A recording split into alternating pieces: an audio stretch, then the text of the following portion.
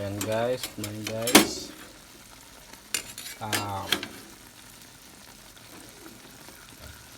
Ang ulam natin po today is pork stick. Ayan.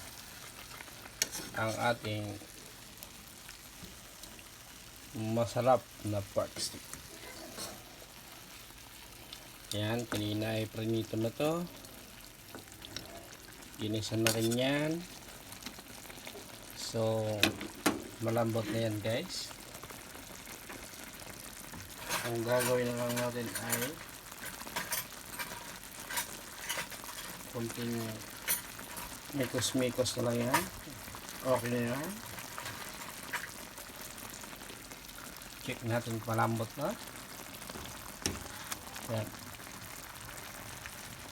So, okay na siya.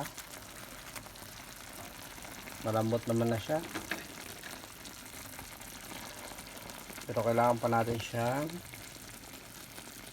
palambutin pa.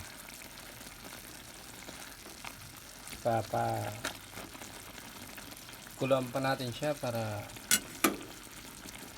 medyo maging juicy at magiging malapot ang kanyang sabaw guys. Lagyan natin ang kanyang onion. Yan talaga yung nagpapasarap sa pork stick. Hindi magiging pork stick yan kung walang onion yan. Kaya nga pork stick dahil may onion yan. So ayan guys, mga 3 minutes lang yan.